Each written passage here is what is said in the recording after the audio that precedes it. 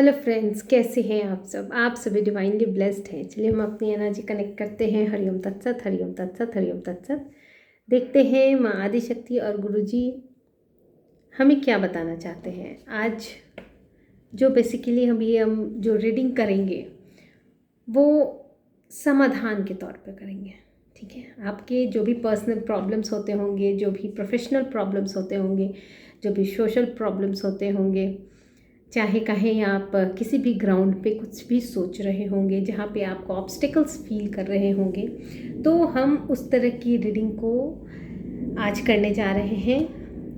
कुछ नीति based reading होगी यहाँ पे। ठीक है, तो मैं माँ आदिशक्ति और गुरुजी के साथ अपनी एनर्जी को कनेक्ट करते हुए उनकी ब्लेसिंग्स को यूनिवर्स के माध्यम से सभी तक पहुँचाते हुए इस रीडिंग को स्टार्ट करती हूँ। देखती हूँ आप लोगों के लिए क्या गाइडेंस निकल के आते हैं, क्या सॉल्यूशंस निकल के आते हैं। ठीक है, जितने भी सब्सक्राइबर्स हैं, जिन्होंने भी मेरे चैनल को सब्सक्राइब किया है, लाइक किया है, शेयर किया है, जो भी व्यूअर्स हैं, सभी को बहुत बहुत धन्यवाद। चलिए हम अपनी रीडिंग को स्टार्ट करते हैं।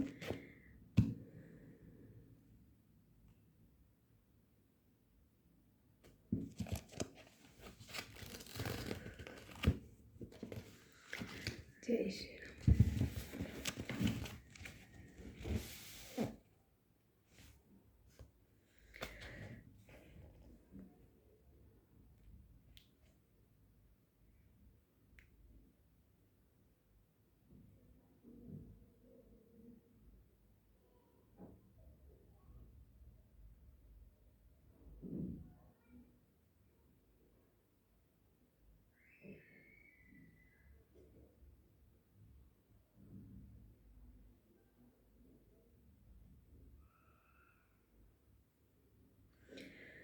देखिए, आजकल की लाइफ में जो पर्सनल प्रॉब्लम्स इस बेसिस पे चल रहे हैं कि हमारे स्टेटस को मेंटेन करना है।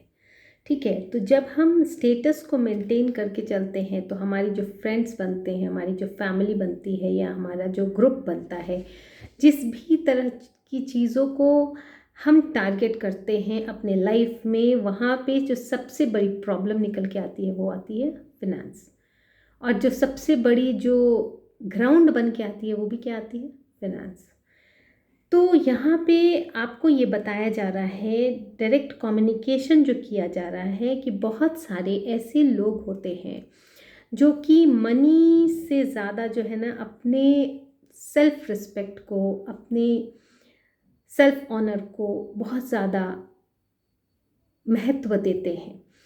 तो और बहुत सारे जो वो लोग होते हैं जो कि सिर्फ अपने इंजॉयमेंट के लिए बनाते हैं ग्रुप, तो वो क्या है कि आपके लिए जो है ना कहीं एक स्ट्रगल लेकर आता है। कहीं ना कहीं आपके इमोशंस भी वहाँ हर्ट होते हैं। कहीं ना कहीं आपको उस ग्राउंड पे जो है बहुत सारे सिचुएशन फेस करने पड़ते हैं। कभी फिनेंस के प्रॉब्लम को भी लेके करने पड़ते होंगे, कभी कॉन्फ्लिक्ट्स को भी लेके करने होते होंगे, और कभी भी अगर आप देखेंगे तो वहाँ पे जो यूनिटी होती है वो यूनिटी नहीं होती है। वहाँ पे लोग सिर्फ स्वार्थ की वजह से जुड़ते हैं और स्वार्थ की वजह से ही अपनी लाइफ को जीते हैं, और विथ कॉन्फ्लिक्ट्स ही जीते हैं।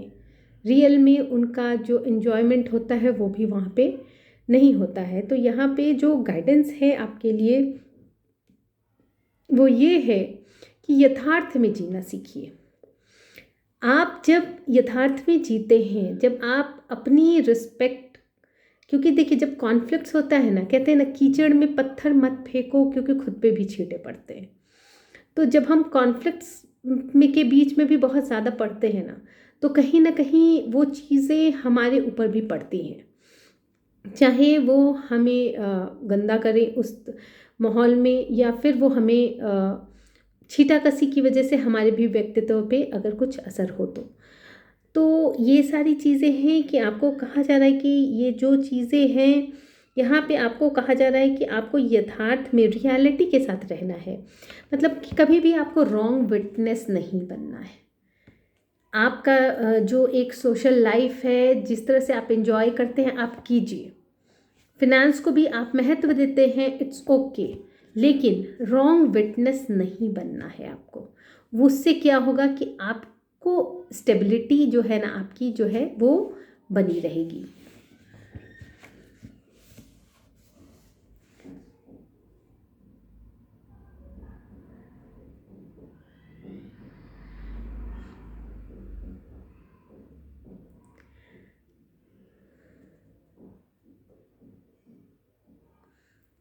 देखिए, दो तरह के लोग यहाँ पे फिर उस तरह से जुड़ के आते हैं। एक जो होते हैं जो आपके शत्रु बन के निकल के आते हैं, और एक जो है आपको ऐसे होते हैं जिनको कोई लेना देना नहीं होता, मतलब वो भी फंसे ही होते हैं, वो भी उस समय विक्टिम ही महसूस करते हैं।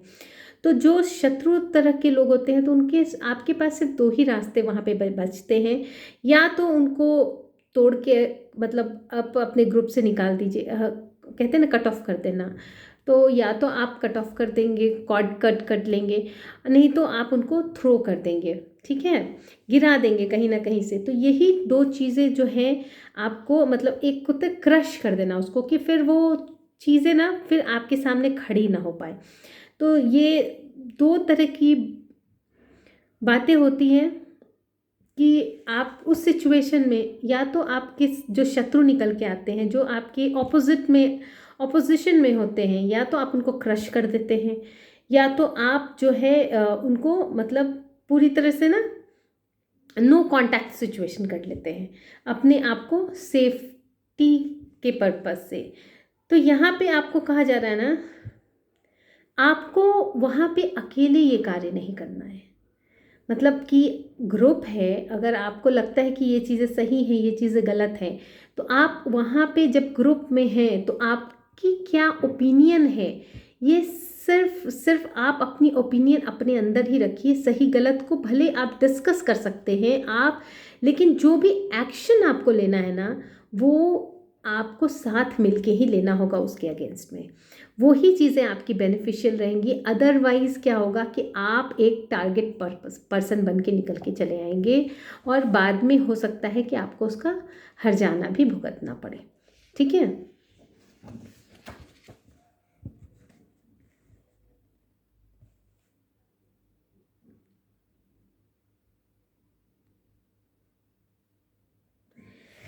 यहाँ पे आपको ये बोला जा रहा है कि आपकी जो आपका जो यहाँ पे जब भय होता है किसी कार्य को करने में, जब एक्शन आप लेते हैं, चाहे ग्रुप में लें चाहे सिंगल लें, तो जो आपका जो भय होता है ना, वो क्या करता है, दो कार्य को वो भी करने की संभावनाएं वहाँ पे बनती हैं। एक तो या तो आपकी अवेकनिंग होती है कि इस चीज़ से निकलने का ये रास्ता है, इसका चक्रव्यूह को तोड़ने का ये रास्ता है, और आप भयमुक्त होकर वहाँ से उस चक्रव्यूह को तोड़ के निकल आते हैं। दूसरा कि आप साइलेंट रहते हैं, और साइलेंट रहने से क्या होता है कि बहुत सारी चीज़ें ऐसे भी शॉर्ट आउट हो जाती हैं। और जो कहते हैं ना कि बहुत ज़्यादा मतलब अगर आप कोई कार्य कर रहे हैं तो डेफिनेटली कहीं ना कहीं से उस चीज़ में बढ़ोतरी होना, उस चीज़ को मतलब कहिए कि कंप्लीटली आपको उस निगेटिविटी से निकाल के कुछ ना कुछ पॉजिटिविटी की तरफ ले जाना, कहीं ना कहीं आपके जो ये प्रोसेस होते हैं ना उसमें बेनिफिट आपको दिखाते हैं, और आपको बेनिफिट होता भी है। और आप उससे भी बड़ी चीज़ें क्या है कि आप जब उसी में जब आप भगवान का सहारा ले लेते हैं, तो कहते हैं ना डूबते को तिनके का सहारा। तो भगवान ऐसे हैं ना कि उनकी अगर चैंटिंग आप कर लेते हैं, या फिर आप उनको किसी तरह से याद कर लेते हैं, तो ऐसे भी उस सिचुएशन में ना जो भय होता है वो थोड़ा कम हो जाता है। तो आपको कहा जाता है कि आपको यहाँ पे कहा जा रहा है कि आप अगर इस तरह के सिचुएशन में हैं तो दो चीज़ें बहुत ज़्यादा इंपॉर्टेंट है, या तो साइलेंस या तो अवेकनिंग। अवेकनिंग आपकी क्या करेगी कि आपको चक्रव्यूह तोड़ना सिखाएगी। ठीक है। क्योंकि ये जो गीता में जो आप सुनते हो ना कि अभिमन्यु ने चक्रव्यूह तोड़ के घुस गया, ये चक्रव्यूह लाइफ के हर सिचुएशन में आती है। हर लाइफ का एक एक सिचुएशन आपका एक चक्रव्यूह है। अगर आप उसको तोड़ना सीख जाते हैं तो आप भय मुक्त हो जाते हैं। तो आप ये मान के चलिए कि या तो आपको उस सिचुएशन में आना होगा कि आप अकेले भी स्टैंड ले सकें, और अदरवाइज़ आप चुप भी रह सकते हैं।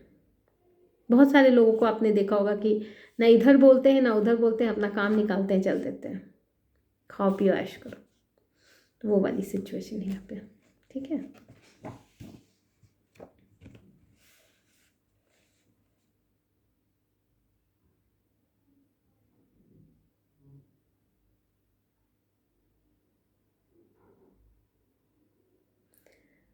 कुछ लोग इसी में संसार में जो इन्जॉयमेंट चुनते हैं, तो बहुत सारे ऐसे होते हैं जो कि सोचते हैं कि अकेले हूँ, तो उनका व्यक्तित्व कहता है कि भगवान को जप लो, तप कर लो, कुछ ऐसे मतलब इतनी शांति है तो थोड़ा उसका लाभ उठा लो, थोड़े से रिचुअल्स कर लो।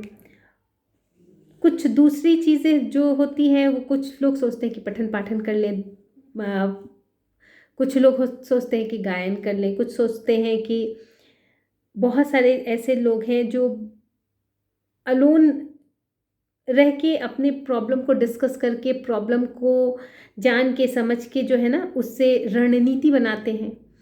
तो यहाँ पे जो है बहुत तरह की जो चीज़ें, बहुत तरह की जो बातें, बहुत तरह की जो नीति बताई गई है, उसमें ये कहा गया है कि जब आपका जिस तरह का आपको समय मिलता है, आपको उस समय का फ़ायदा उठा लेना चाहिए और उन चीज़ों को सीख लेना चाहिए। क्योंकि लाइफ में जो इन्जॉयमेंट है आपकी, वो सिर्फ यही नहीं है कि आप कहीं गए, ग्रुप बनाए, बैठे उठे, लड़े झगड़े, ख़त्म, कहानी खिस्सा। आपको ये समझ में आना चाहिए कि जब ज़रूरत हो तो वहाँ पे उस परिस्थिति को सॉल्व करने के लिए आप अकेले स्टैंड ले सकते हैं, नहीं ले सकते हैं, ग्रुप के साथ ले सकते हैं, नहीं ले सकते हैं।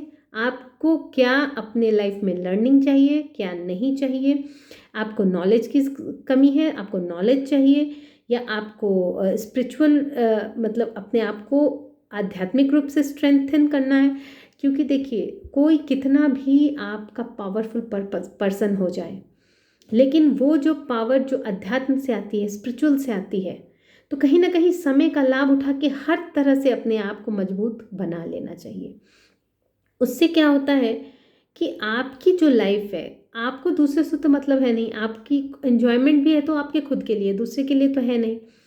तो आप अगर अपने आप को हर तरह से स्टेबल कर लेते हैं, तो ये बातें आगे वाले को या सामने वाले को सोचनी पड़ेगी कि इसको इसके साथ डील कैसे करना है ना। वो आपकी फिर फ्रिक्वेंसी जो है ना उस चीज़ से मैच ही नहीं करेगी। आप उस चीज़ को ही जिसको बोलते हैं ना, ही लेंगे और वो स्ट्रगल करेगा आपको लेके।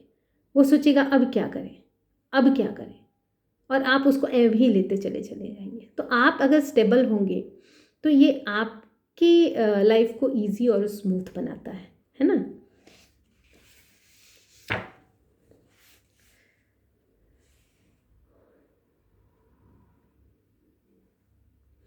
और कहीं ना कहीं आपको देखिए, संसार में हम जब जीते हैं तो हमारी एक फैमिली तो होती ही है।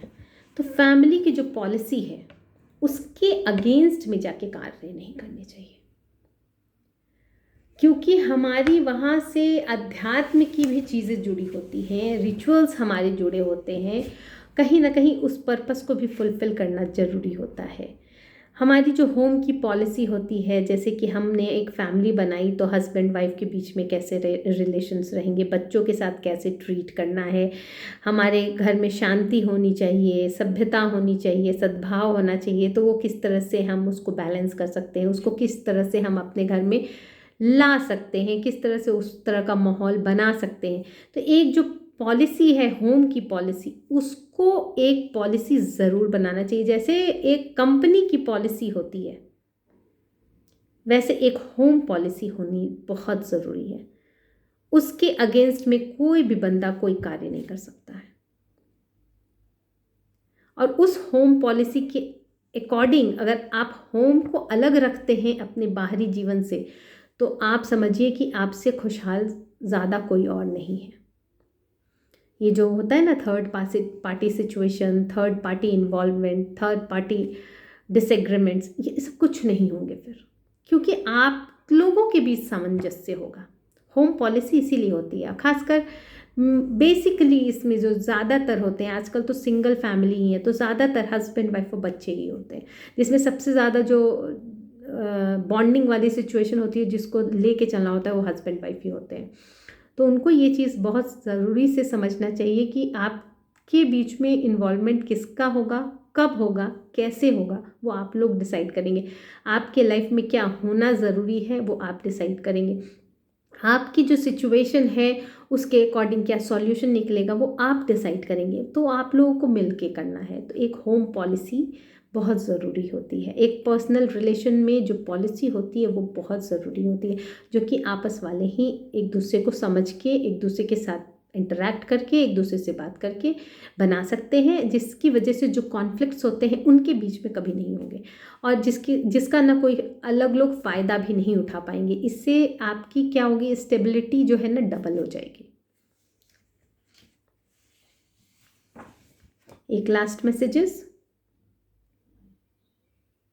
देखिए, यहाँ पे जो आया है ना कि एक जो लर्न पर्सन भी होता है ना उससे भी मिस्टेक्स हो जाती हैं। ऐसा नहीं है कि मिस्टेक्स सबसे नहीं, मतलब जो अच्छे लोग होते हैं उनसे नहीं होती होंगी, जो हमेशा पॉलिसी मेंटेन करते हैं उनसे नहीं होती होंगी, लेकिन उससे सीखने की ज़रूरत ज़रूर होती है। मिस्टेक्स को एक्सेप्ट करने की ज़रूरत होती है, मिस्टेक को एडमिट करने की ज़रूरत होती है, और मिस्टेक से सीखने की ज़रूरत होती है। ये चीज़ें जो हैं आपकी लाइफ में एक स्टेबिलिटी लेके आती है, और ये कंप्लीटली अभी सोशल लाइफ पे ही निकल के आई है, मतलब आपकी फैमिली बैकग्राउंड पे ही लेके निकल के आई है। तो ये कहीं ना कहीं मुझे लगता है ये एनर्जी सबसे रेजोनेट करेगी, क्योंकि यहाँ पे स्पिरिचुअलिज्म का बहुत ज़्यादा नहीं, वो भी स्पिरिचुअलिज्म उतना ही आया है जितना एक आजकल के लोग जितना इन्वॉल्व रहते हैं।